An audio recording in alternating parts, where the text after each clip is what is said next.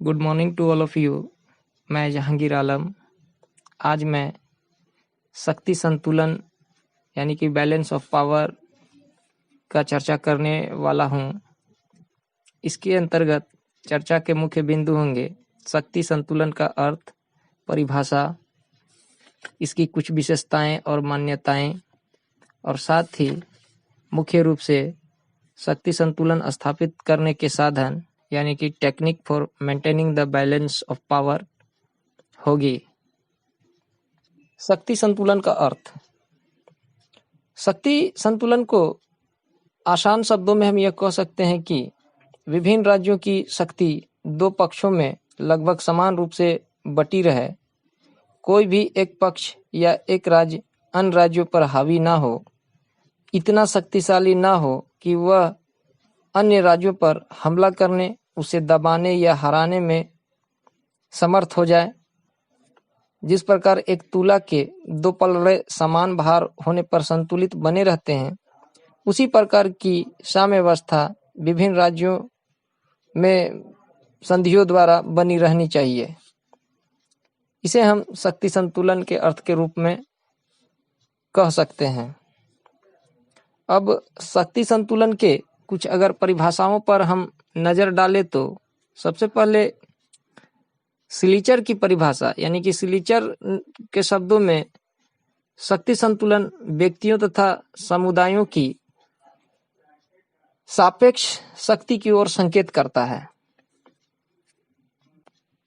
वहीं शक्ति संतुलन के संबंध में कॉल्डेन का कहना है कि एक राष्ट्र को स्वयं अपनी तथा पड़ोसी राष्ट्रों की स्वतंत्रता की रक्षा के लिए शक्ति संतुलन की स्थापना करने हेतु हमेशा प्रयत्नशील रहना चाहिए, क्योंकि एक निश्चित सीमा के बाद यदि एक राज्य की बढ़ती हुई शक्ति को संतुलित नहीं किया जाए तो वह अन्य सभी राज्यों को प्रभावित करने लगता है।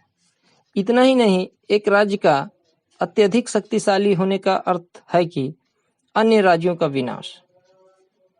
पड़ोसी राष्ट्रों में स्थिरता तथा शांति स्थापित करने का केवल एक ही उपाय है कि सब राष्ट्रों की शक्ति लगभग समान और तुल्य ही रहे।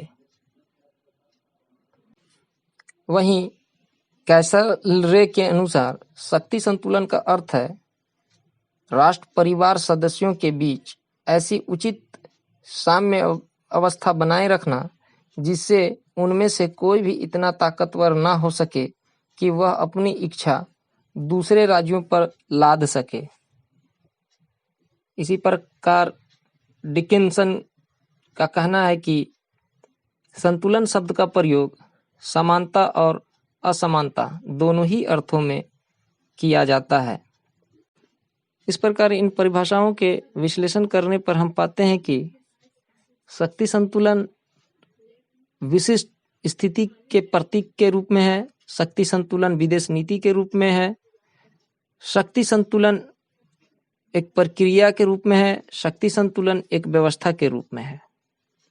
शक्ति संतुलन विशिष्ट स्थिति के प्रतीक के रूप में इस प्रकार है कि शक्ति संबंध लगभग बराबरी के आधार पर तय होता है।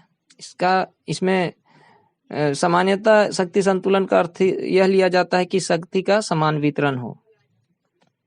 वहीं मॉर्गेनथॉ और चर्चिल जैसे विद्वानों ने शक्ति संतुलन को विदेश नीति के रूप में लेते हैं, और इसी प्रकार एक पद्धति या एक व्यवस्था के रूप में शक्ति संतुलन इस प्रकार है कि आधुनिक विश्व में जहाँ बहुत सारे राज्य हैं तो उनमें शक्ति संतुलन के द्वारा एक व्यवस्था की स्थापना की जा सकती है। अब हम शक्ति संतुलन की विशेषताओं पर गौर करें तो हम पाते हैं कि इसके कई महत्वपूर्ण विशेषताएं हैं, जिनमें पहली विशेषता के रूप में हम पाते हैं कि शक्ति संतुलन वर्तमान स्थिति को बनाए रखने का प्रयास करता है। जैसे कि प्रथम विश्व युद्ध के बाद पेरिस के समझौते और शांति संधियों द्वारा की गई व्यवस्था को मित्र राज्यों ने बनाए रखने का प्रयास किया था। इसकी दूसरी विशेषताओं के रूप में हम कह सकते हैं कि शक्ति संतुलन महाशक्तियों का खेल है, क्योंकि इसमें प्रधानकर्ता के रूप में बड़ी शक्तियां यानी कि महाशक्तियां ही भाग लेती है और छोटी शक्तियां यानी कि थोड़ा निर्बल राज्य का रोल या भूमिका बहुत हल्की भूमिका होती है। तीसरी विशेषता के रूप में हम कह सकते हैं कि शक्ति संतुलन कभी भी वास्तविक रूप से लागू नहीं हो सकता है, क्योंकि यह परिवर्तनशील है। पामर व पार्किंस ने शक्ति संतुलन की 7 विशेषताओं का उल्लेख किया है, जिसके अंतर्गत पहली विशेषता है कि शक्ति संतुलन के अंतर्गत अस्थायी रूप से असंतुलन का तत्व पाया जाता है। दूसरा, शक्ति संतुलन मानव द्वारा निरंतर हस्तक्षेप करके स्थापित की जाने वाली स्थिति है, यानी कि यह कोई ईश्वरीय वरदान नहीं है। तीसरा, शक्ति संतुलन के अंतर्गत ज्यों का त्यों बनाए रखने की नीति अपनाई जाती है। चौथा, पूर्ण शक्ति संतुलन की स्थापना कठिन है, क्योंकि शक्ति तत्व को मापना या स्थिर कर सकना असंभव होता है। पांचवा, इतिहासकार शक्ति संतुलन को वस्तुनिष्ठ दृष्टि से देखते हैं और राजनीतिज्ञ उसे व्यक्तिनिष्ठ दृष्टि से देखते हैं। छठा, शक्ति संतुलन किसी विशेष राजनीतिक व्यवस्था का ही लक्षण नहीं है, क्योंकि लोकतांत्रिक और सर्वाधिकारवादी दोनों प्रकार की राजनीतिक व्यवस्था में इसका प्रयोग किया जा सकता है। और सातवां है कि शक्ति संतुलन के अंतर्गत बड़े खिलाड़ी ही होते हैं और बड़े खिलाड़ी के रूप में महाशक्तियां शामिल होते हैं। छोटे राष्ट्र या निर्बल राज्य उनका शिकार बनते हैं। अब यदि शक्ति संतुलन की मान्यताएं यानी एजम्पशंस के बारे में बात की जाए तो क्विंसी राइट ने शक्ति संतुलन की 5 मान्यताओं का उल्लेख किया है, जिसमें पहला है, प्रत्येक राष्ट्र अपने आर्थिक हितों की रक्षा करने के लिए प्रतिबद्ध रहता है। वह इनकी सुरक्षा हर मूल्य यानी युद्ध ही क्यों न करना पड़े पर करता है। दूसरा है, राज्यों के हितों पर संकट, अर्थात राष्ट्र के हितों पर हमेशा काले बादल मंडराते रहते हैं। यहाँ यह माना जाएगा कि हित खतरे से दूर नहीं है। तीसरी मान्यता है कि राष्ट्र शक्ति संतुलन को तभी स्वीकार करता है जब वह दूसरे राष्ट्र से अपने आप को अधिक शक्तिशाली समझता है। चौथी मान्यता है कि शक्ति का मापन भी किया जा सकता है और भविष्य का अनुमान लगाया जा सकता है। और पांचवा है, राज्य के नेता अपने विदेश नीति के फैसले या शक्ति संबंधी तथ्यों को समाज के आधार पर लेते हैं। अब शक्ति संतुलन स्थापित करने के साधनों की अब हम चर्चा करेंगे। इसके अंतर्गत हम देखेंगे कि शक्ति संतुलन की स्थापना के लिए राज्य कौन कौन से साधन अपनाते हैं। मोटे तौर पर अंतर्राष्ट्रीय राजनीति के विद्वानों ने शक्ति संतुलन स्थापित करने के मुख्य 6 साधन बताए हैं। उनमें पहला है क्षतिपूर्ति या मुआवजा, कंपनसेशन। क्षतिपूर्ति या मुआवजे की नीति का अर्थ है कि एक राज्य को उतना दो जितना उससे ले लिया गया हो, ताकि तुल्यभारिता बनी रहे। एक देश द्वारा जब किसी अन्य देश पर अधिकार करके संतुलन के लिए संकट उत्पन्न किया जाता है तो उसे रोकने के लिए उस देश की भूमि पर अधिकार कर पुनः शक्ति संतुलन की स्थापना कर दी जाती है। यह प्रथा 18वीं तथा 19वीं शताब्दी में पर्याप्त लोकप्रिय थी। सन 1713 ईस्वी की यूट्रेक्ट संधि द्वारा प्रथम बार स्पेन द्वारा अधिकृत भूमि को बांटकर शक्ति संतुलन स्थापित करने की कोशिश की गई थी।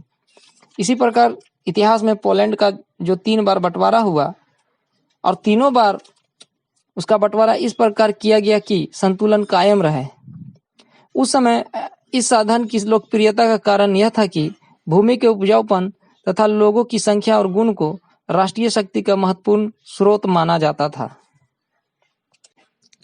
शक्ति संतुलन स्थापित करने के दूसरा साधन है हस्तक्षेप यानी इंटरवेंशन। इसके अंतर्गत हम कह सकते हैं कि कभी कभी शक्तिशाली राज्य संतुलन स्थापित करने की दृष्टि से अन्य राज्यों के आंतरिक मामलों में हस्तक्षेप करते हैं। एक देश शस्त्रीकरण, औद्योगिकरण एवं उत्पादन बढ़ाकर शांतिप्रिय राज्य के स्थान पर आक्रामक राज्य बन सकता है, जिसका प्रभाव अंतर्राष्ट्रीय राजनीति पर पड़ता है। अतः ऐसी स्थिति में अन्य राज्य या तो चुपचाप देख सकते हैं या फिर प्रत्यक्ष रूप से हस्तक्षेप कर सकते हैं। इसी प्रकार शक्ति संतुलन स्थापित करने का तीसरा साधन के रूप में है मध्यवर्ती राज्य, बफर स्टेट। इसके अंतर्गत शक्ति संतुलन की स्थापना के लिए एक ऐसा बफर राज्य स्थापित किया जाता है जो दुर्बल हो और दो बड़े गैर मित्र देशों या शत्रु देशों के बीच में स्थित हो। ऐसे बफर स्टेट यानी मध्यवर्ती राज्य का काम है कि दोनों शत्रु देशों या अमित्र देशों को अलग रखकर उनमें प्राय युद्ध छिड़ने की संभावना को कम करना। प्रथम विश्व युद्ध से पहले रूस और जर्मनी के बीच पोलैंड इसी प्रकार का मध्यवर्ती राज्य था। साथ ही हम यह भी कह सकते हैं कि भारत और चीन के बीच तिब्बत मध्यवर्ती राज्य का काम करता था। शक्ति संतुलन को स्थापित करने वाला चौथा साधन है शस्त्रीकरण, आर्मामेंट। मॉर्गेनथाउ के अनुसार जिन प्रधान साधनों द्वारा एक राष्ट्र अपनी शक्ति से शक्ति संतुलन बनाए रखने अथवा उसको पुनः स्थापित करने का कोशिश करता है वे अस्त्र शस्त्र हैं। जब कभी कोई राष्ट्र अपनी सैन्य शक्ति बढ़ाता है तब इसके प्रतियोगी राज्य भी इसकी बराबरी में आने के लिए सशस्त्रों की प्रतिस्पर्धा में पड़ जाते हैं। शस्त्रीकरण की यह होड़ यद्यपि संतुलन के लिए होती है, तथापि इसके कारण गतिशील शक्ति संतुलन का स्थिति का निर्माण होता है। इसका सर्वोत्तम उदाहरण है द्वितीय विश्व युद्ध के बाद अमेरिका और सोवियत संघ में शस्त्रीकरण की प्रतिस्पर्धा। शक्ति संतुलन स्थापित करने का पांचवा साधन है फूट डालो और शासन करो, डिवाइड एंड रूल। इसके अंतर्गत शक्ति संतुलन स्थापित करने के लिए राज्य शत्रु पक्ष के मित्र राष्ट्रों में फूट डालने की कोशिश करते हैं, जिससे कि उसके शत्रु आपस में मिल न सके और मिलकर अपनी शक्ति ना बढ़ा ले, उनमें फूट रहे ताकि वे कमजोर बने रहें। ग्रेट ब्रिटेन को इस नीति का सबसे बड़ा प्रणेता माना जाता है। इसी नीति के आधार पर वह अपने बड़े साम्राज्य पर शासन करता रहा था। और शक्ति संतुलन स्थापित करने के छठा साधन है गठबंधन यानी कि अलायंसेस। यह साधन शक्ति संतुलन की स्थापना के लिए सबसे अधिक प्रयोग किया जाता है। जब राष्ट्र की बढ़ी हुई शक्ति द्वारा विश्व की शक्ति संतुलन को चुनौती दी जाती है तो दूसरे राष्ट्र उसके विरुद्ध परस्पर गठबंधन कर लेते हैं और इस चुनौती का सामना करते हैं। पामर तथा पार्किंस के अनुसार यह कहना अतिशयोक्ति नहीं होगी कि राज्यों की प्रत्येक संधि का संबंध शक्ति संतुलन से रहता है, चाहे उसका विस्तार क्षेत्रीय हो, गोलार्धीय हो या विश्वव्यापी हो। इसके अंतर्गत प्राय हम देखते हैं कि जब भी कोई एक राज्य अन्य राज्यों की तुलना में शक्तिशाली होने लगता है, अन्य राज्य आशंकित हो उठते हैं। ये सभी भयभीत राज्य आपस में मैत्री संधियां करके इस शक्तिशाली राज्य के विरुद्ध संगठित हो जाते हैं। शक्ति संतुलन स्थापित करने के इन साधनों के चर्चा के बाद हम ये पाते हैं कि ये वे साधन हैं जिनके द्वारा राष्ट्र शक्ति संतुलन अपने पक्ष में करने की कोशिश करते हैं। अब यदि शक्ति संतुलन की स्थापना के लाभ के बारे में बात की जाए तो अंतर्राष्ट्रीय विद्वानों द्वारा शक्ति संतुलन के लाभ के कुछ लाभ बताए गए हैं। जैसे शक्ति संतुलन के द्वारा छोटे राज्यों की सुरक्षा एवं स्वाधीनता बनी रहती है और शक्ति संतुलन के द्वारा ही अंतर्राष्ट्रीय शांति का पोषण होता है। परंतु आलोचकों द्वारा यह स्वीकार नहीं किया जाता है कि शक्ति संतुलन के द्वारा छोटे या निर्बल राज्यों की स्वाधीनता की सुरक्षा होती है। उनका कहना है कि शक्ति संतुलन के नाम पर अंतर्राष्ट्रीय स्तर पर राष्ट्रों के समूह एवं गुटबंदियां बनती रहती है।